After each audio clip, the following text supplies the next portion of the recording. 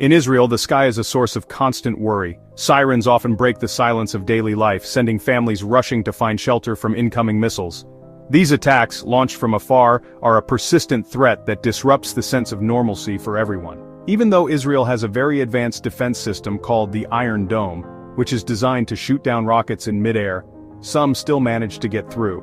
This means that despite the technology, the danger is never completely gone.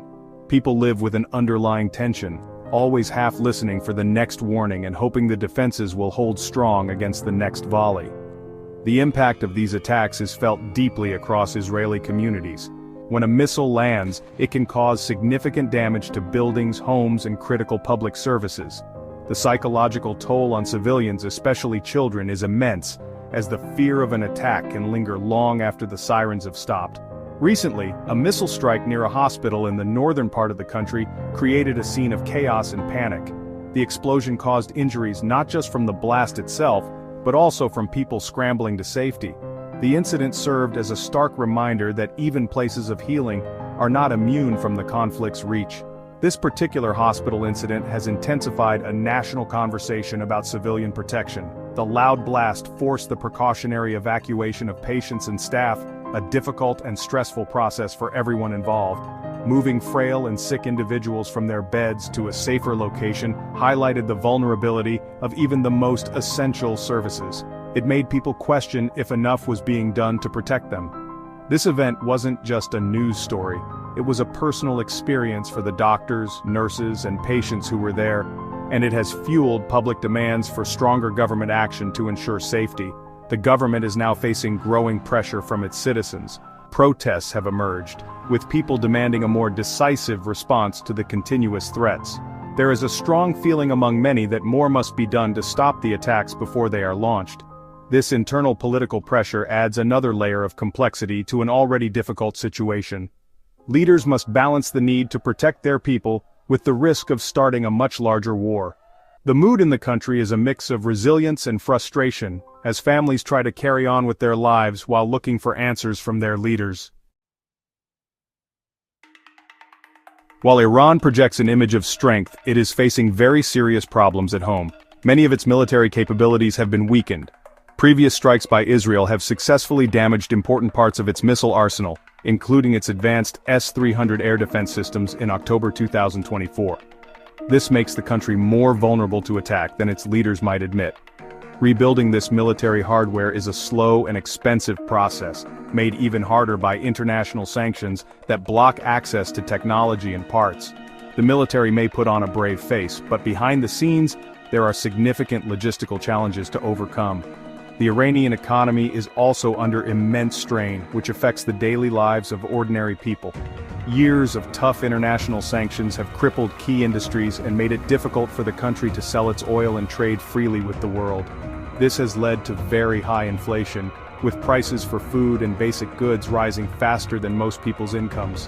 While the markets have remained relatively stable, and there is no sense of public panic, there is a quiet but growing dissatisfaction among the population. Many people are tired of the economic hardship and secretly hope for a diplomatic solution that could ease the pressure. Iran's leadership is also dealing with internal political challenges. Protests have occurred in the past, driven by both economic grievances and a desire for more personal freedoms. The government has to manage this public discontent, while also navigating a high-stakes international conflict.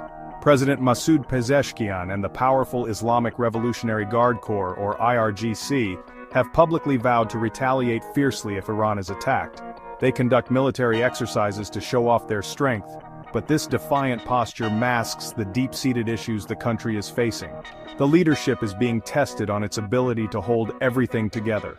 Despite these difficulties, Iran continues to advance its nuclear program, which is a major source of concern for Israel and the West.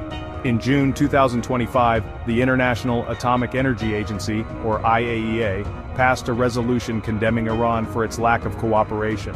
In response, Iran announced it would increase its capacity to enrich uranium, a key step in developing nuclear technology. This defiant move complicates diplomatic efforts and raises the stakes for everyone involved. It shows that even when facing internal and external pressures, Iran is determined to pursue its own strategic goals, no matter the international reaction. In the middle of these rising tensions, European countries are working hard to find a peaceful solution. They are acting as mediators, trying to bring both sides back from the brink of a wider conflict. France has been very vocal, calling for an immediate ceasefire and de-escalation from all parties involved. French diplomats are engaging in talks, urging both Iran and Israel to show restraint and avoid any actions that could make the situation worse. The main goal for Europe is to prevent a full-scale war, which they know would have devastating consequences not just for the Middle East, but for the entire world.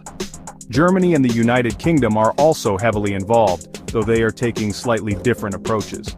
Germany has stated its support for tougher sanctions against Iran if diplomatic talks fail to produce results.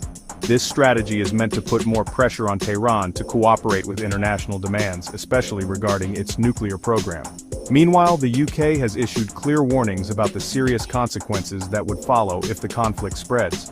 British officials are particularly concerned about the safety of commercial shipping routes in the region, which are vital for global trade, and are working to ensure those lines of communication remain open. The central focus of these diplomatic efforts is Iran's nuclear program. European leaders, alongside the United States, are trying to revive negotiations aimed at limiting Iran's nuclear activities in exchange for lifting sanctions. However, these talks have stalled. A recent round of discussions hosted in Oman in mid-June 2025 did not lead to a breakthrough. Iran has refused to fully cooperate with the IAEA's investigations and has rejected a proposal to phase out its uranium enrichment. This stalemate is a major source of frustration for European negotiators, who see a diplomatic agreement as the only viable path to long-term stability. Ultimately, what European nations want is a predictable and stable Iran that abides by international rules. They are seeking a diplomatic resolution that would not only address the nuclear issue, but also reduce regional tensions. They believe that through dialogue it is possible to find a way forward that avoids military confrontation. However, they are also realistic about the challenges ahead.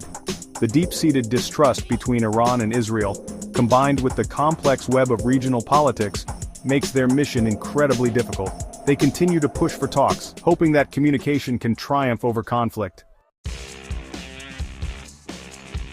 One of the greatest fears in this fragile situation is that the conflict could quickly grow much larger.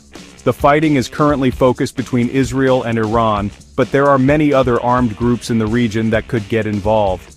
Groups like Hezbollah in Lebanon, which are supported by Iran, have powerful arsenals of their own.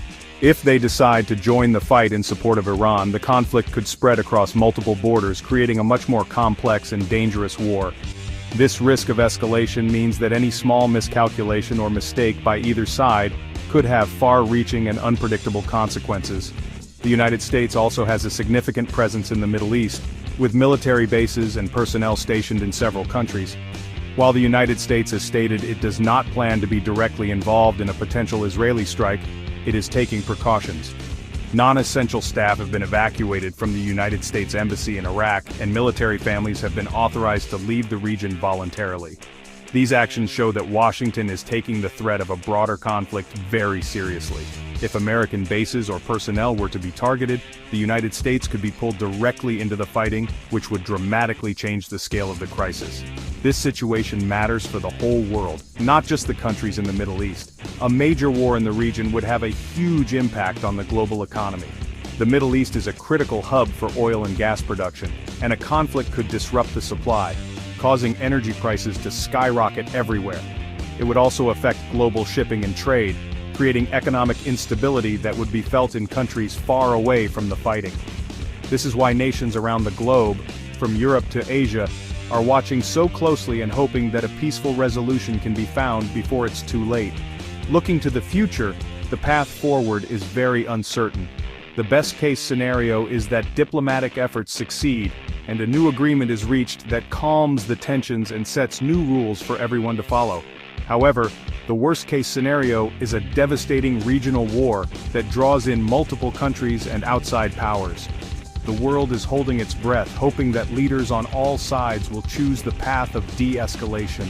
The decisions made in the coming weeks and months will determine whether the region moves toward a fragile peace or a catastrophic conflict with global repercussions.